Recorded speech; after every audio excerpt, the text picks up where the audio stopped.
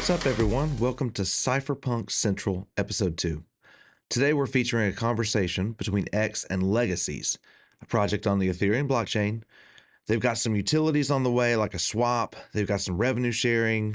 They've got staking at a reasonable APR, which is, hard to find these days, and a great community. So we're going to talk to them about how they fit into the Cypherpunk ethos, which again is decentralization, privacy, and security. And also, in doing those things, being a cypherpunk is about making a social and economic impact. The reason we're doing this show is because Vitalik put out a call and a mission to make Ethereum cypherpunk again. That's why we're MECA. And again, that's why we're highlighting and featuring projects and people that are doing just that. All right, so let's jump in. You and I are not giving financial advice, and this is just basically a get to know what your project is about. I'll give you a little idea of what our project is about. And yeah, man, this is our first actual conversation interview. We do like a few varieties. I know this is your guys' first voice AMA like this. It's also my first as the speaker of a development team. That's fantastic, man. Yeah, no, it's great. How long have you been in crypto? I've been in crypto for about, let me think, I guess 2.5 years now. About 6 months into it, I got into voice chats, hosting AMAs, and it's made investments, lost, gained, been through it all. I've seen it all at this point as far as the typical stuff people are associated within this space from being in it for so long. You kind of understand all the ups and downs you can go through, and meeting new people, and just being a part of all of these crazy communities that have been created in general, just with all these it's been insane vibes throughout the couple years, especially when I got into it. It was like right at the peak of what Bitcoin got to and the whole market got to, and just seeing it all level off, seeing it get to really low lows. And then, now that we're back up to this part where it's back to pretty close to where I was at when I first started, where the market that is, and everything kind of going back up again. So it's been a ride, man. Yeah, no, I've been right there with you, man. Yeah, I think it's what year is it? I don't even know what year it's 24. Yeah, I came in not at the beginning at SHIB, but pretty much at the beginning of the year after they, I think they launched sometime in the fall of what was that, 19. So I was like 20, early 20 or something, mid 20 or something. But yeah, dude, I've been through it all too. So I mean, it's kind of like if you made it through more than half a cycle and experience both aspects of it, yeah, I think you get a little bit of education. So and that's kind of what we're doing here is, our obviously we're I'll introduce our token, then you can, but we're MECA, which is Make Ethereum Cypherpunk again, and it came from basically Vitalik Buterin, his call to all the open source coders. Hey, it's time to make Ethereum better. And it started out as a meme, and we got farmed, but we got really lucky because there were a lot of really good professionals that that aped this pretty high. And when you do that, you end up being a bag holder. DCA on the way down, but we ended up just saying, hey, this has something here. So we ended up doing a community takeover, and based on his article, there's a social level where we're pushing to stay true to DeFi, and and to continue to include community, decision making, things like that. But one of the big things we want to do too is prepare for the masses coming. I mean, it, I know it. When the ETF comes, for Ethereum, which we're very pro for, and some people say, well, you don't, that's letting the centralized money come in and control. But in a sense, it's coming, so there's nothing we can do about it. except for the fact that we can prepare for the people coming. And man, if you remember what I remember, just maybe you had a little bit of support, but a lot of people don't have any support learning and navigating the space. And that's what we're here for. And that's why, we want to pick, projects like yours, which I'll go ahead and let you introduce here in a second. And, ask some questions of how it kind of applies to, basically improving Ethereum. Yeah, I get it. Yeah, and like you were saying, as far as navigating the space, that wasn't something that I was, someone held my hand into doing, and I think that's the majority of people. I think we kind of look at people who got brought in by a big influencer, and we're kind of like, you don't even realize how lucky you are. You just got to plop into this perfect job over here. Just because you knew them in real life. And a lot of us just find a way to get into crypto because we all want to, have wealth and generational wealth. And, we believe in what crypto can do. And that's, you get into it, you're a sucker, you're dreamy eyed to it. You think it's just as simple as buying and selling, watching a chart, whatever you don't, then eventually you start learning how to read contracts a little bit. You start, kind of understanding, what are the red flags to avoid, which, you find those in 80% of projects. So yeah, I definitely appreciate that, movement you guys are working with, because introducing, you say, centralized money being put in, and officially being put in, because there has been some centralized money put into crypto that, Sure. unofficially, and they've already started doing restrictions and stuff. But, this is a big movement towards it being something widely accepted. You're going to be using, cryptos at the gas station and whatnot as on a regular basis. If you really truly believe in the decentralization that it can provide. And of course, governments are going to want to get their hand in the piggy bank there. But, I think it's just another, it's always good for everything to evolve. And that's what it's going to do when it gets more centralized like that. And, we can be excited about that for sure.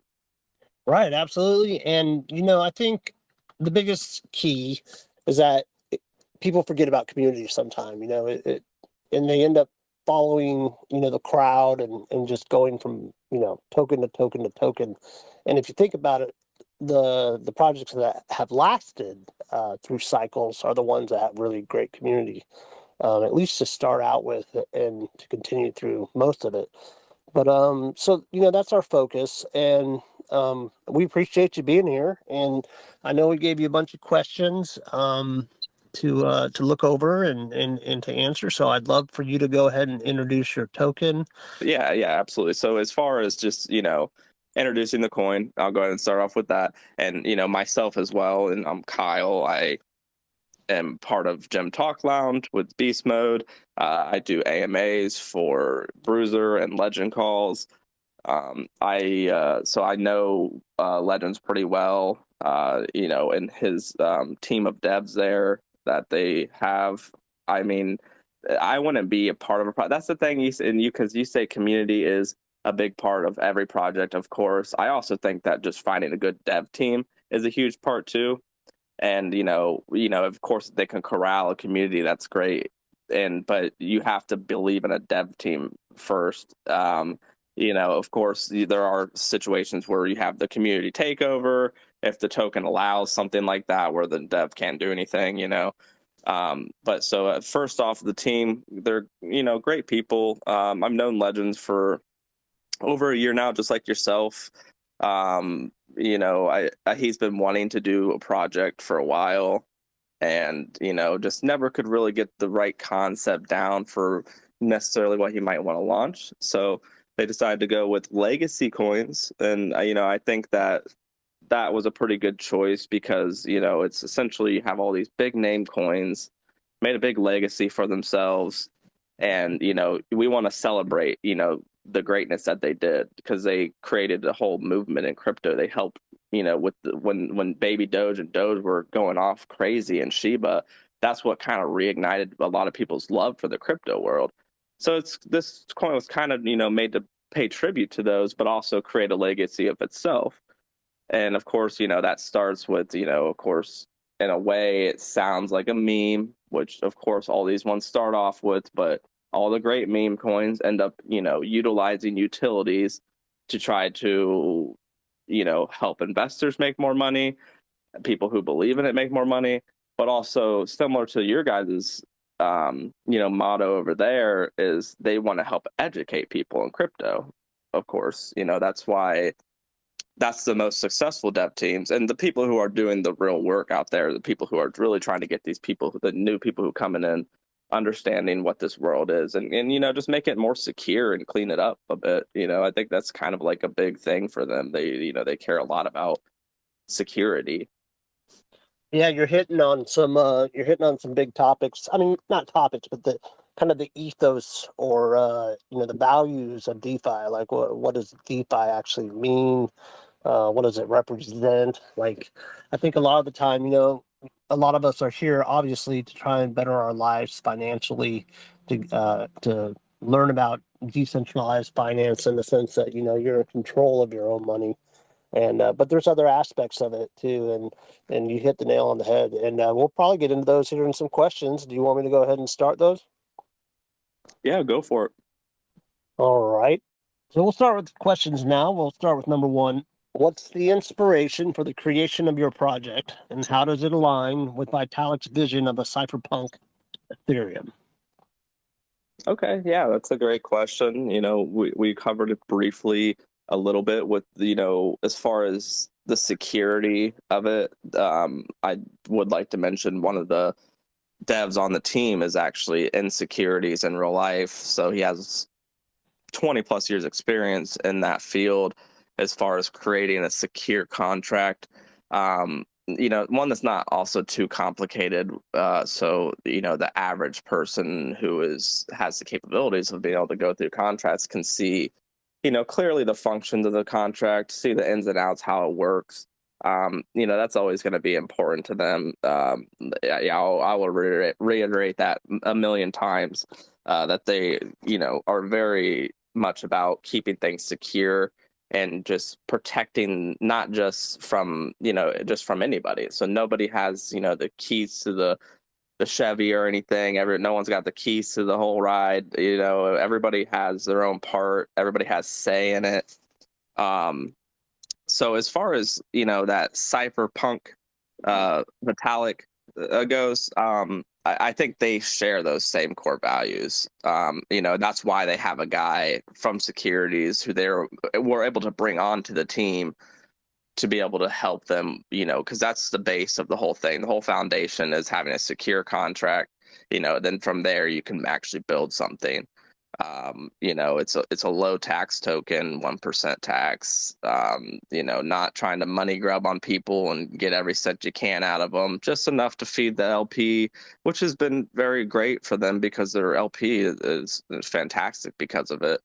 And a little 0.5% to that, 0.5% to marketing wallet. Of course, you got to do that. You got to get the word out. Got to do these AMAs. I'm a strong believer, obviously, with my background in doing AMAs, because you kind of get to know the team a little bit better that way. I just have always been more inclined to be involved in a project when I can hear the devs speaking or someone at least speaking on their behalf. It kind of, brings it, grounds it a little bit for you.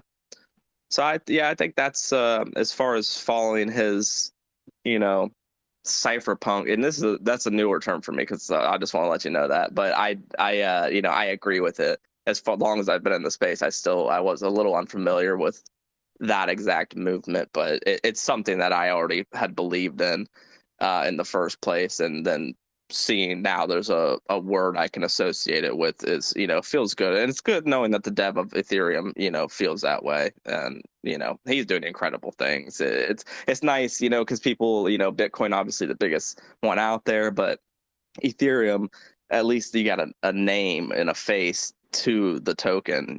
That's really nice.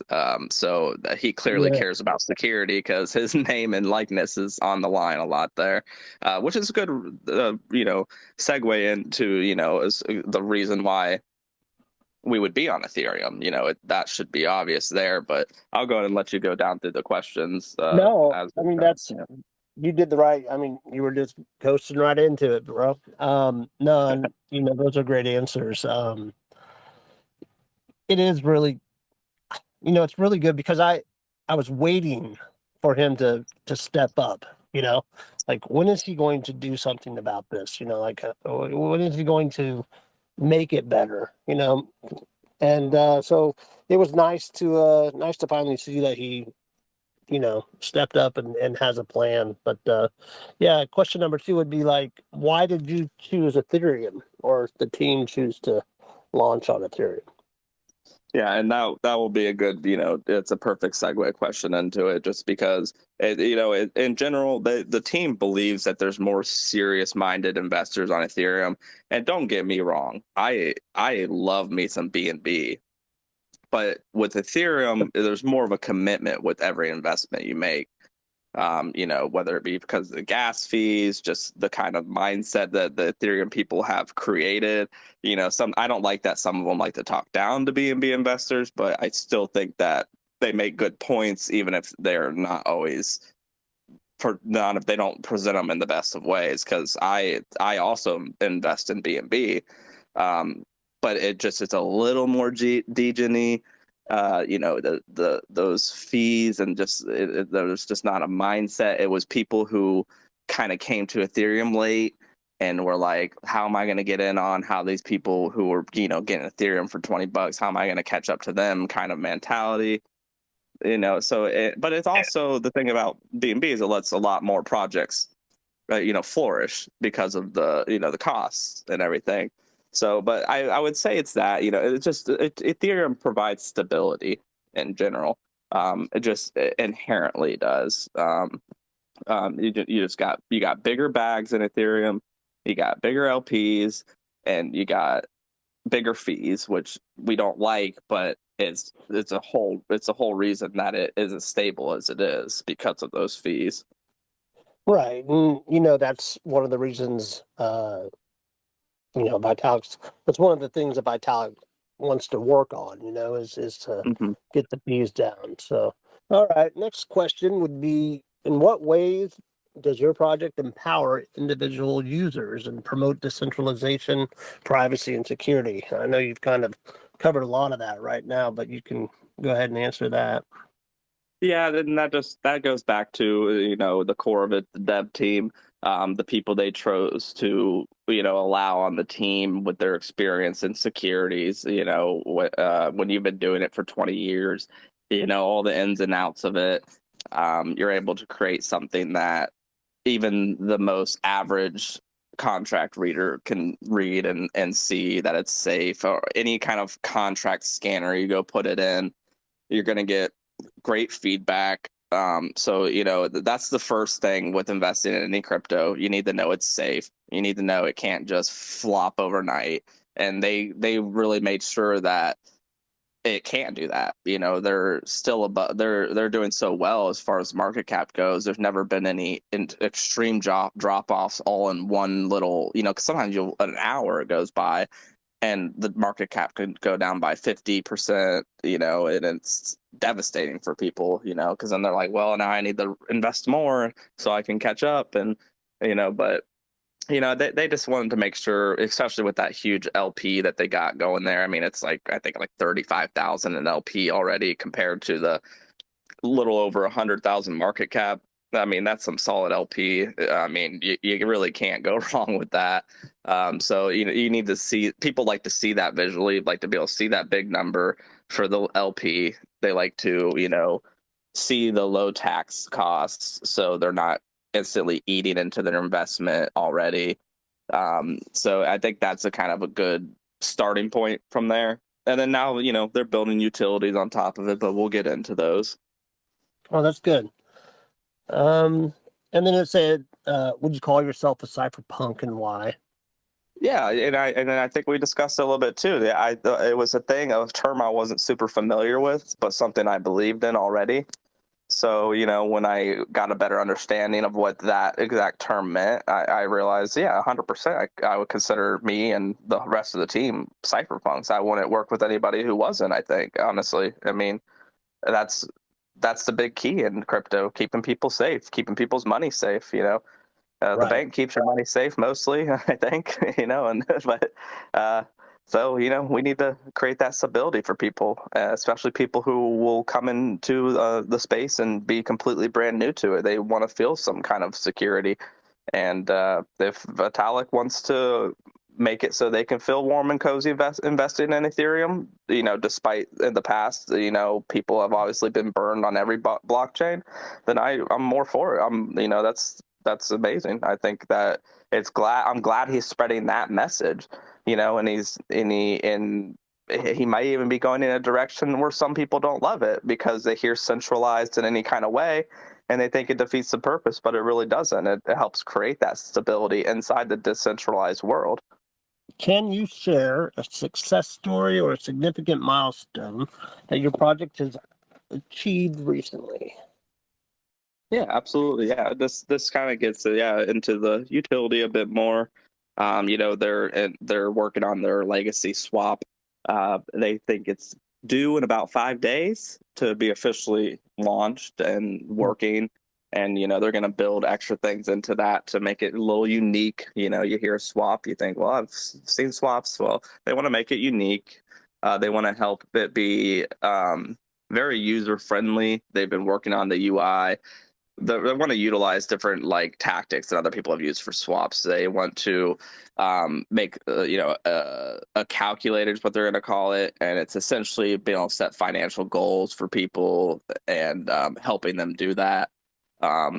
They really are trying to with the user interface make it so even a 90-year-old woman, for instance, could learn how to use the swap properly because when I first tried to just buy my first crypto, I remember having trouble doing that. I had to keep YouTubing stuff and figuring it out. And so I gotta buy this token, then I gotta go to this swap and I gotta swap it, and there's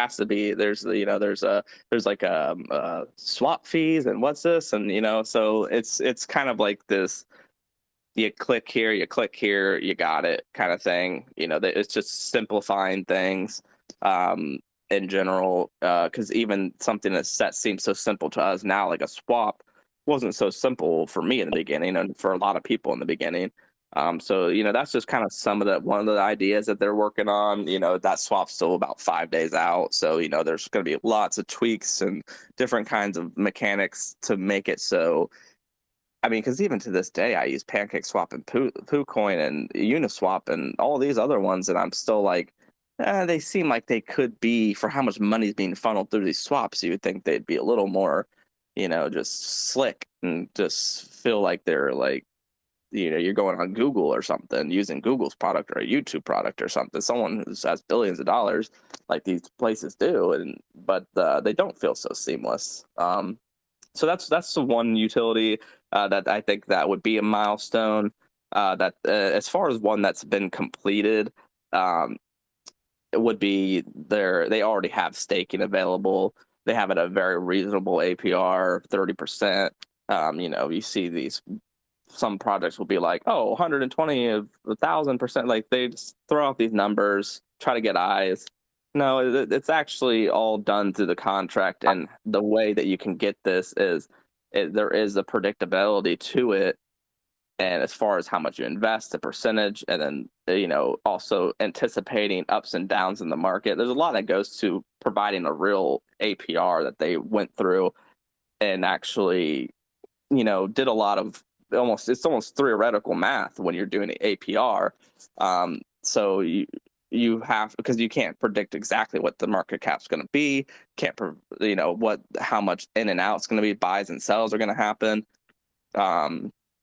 So for that, I think they took a lot of time to really get a good APR where they felt comfortable that they could provide, because 30%, that 30% could still end up being 120%.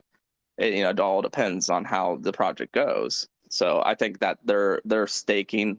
They just took a lot of thought into it. It's another thing that every project really should have.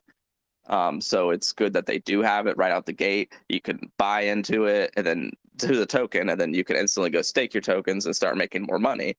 Great. That's what every project should start there. clearly that's a good starting point. It helps provide LP. And I'll get a little bit into more on some of the utilities. I'll let you keep going with your questions though. Absolutely. So we only got one more, right? Yeah, we'll do one more, and then I'll just do a little Did I miss one? conclusion for you. How can people get involved in Legacies? Okay, a great question. It's simple as going onto your decentralized exchange and buying it. Clearly it's on Ethereum right now. So you got to go to Uniswap. You can buy it there. Being involved in it though, it would be buying it and then also staking. That is as much commitment as we can ask from any investor. If you're going to buy into it, I mean, please consider staking. I mean, anything that offers that to you that you think you're going to hold, which would be viable at this point in a young project to hold that, significantly longer than a day or two or a week, staking is going to help you regardless. You're already holding it. There's no fees on the staking. It just goes in, makes you money. That's how you can be involved in it. Of course, being involved also means being a part of the Telegram, asking your questions if you have them. You want to be a smart investor, then you need to go in and you need to be polite and you need to ask your questions about the project and what their motivations are, for one, and also what their plans are. And that's a good starting point for any investor in any project. So that's the best way to be involved is you buy it, you stake it, you ask your questions, or you ask your questions and then you buy it and you stake it. But if you're going to be a part of the project, I do recommend staking. You're staking the project.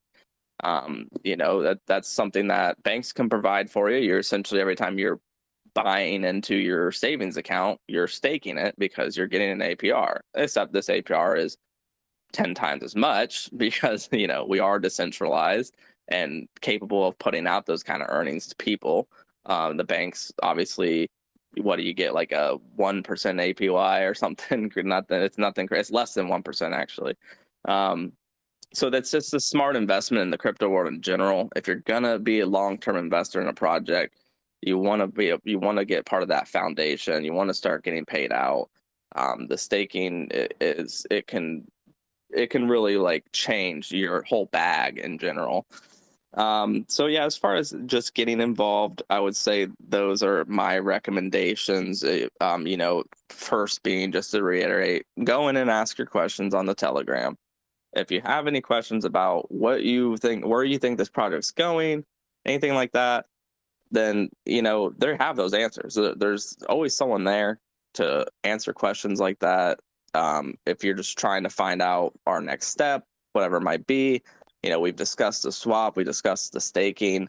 Those are just the two baseline starts to the utilities that they plan to provide.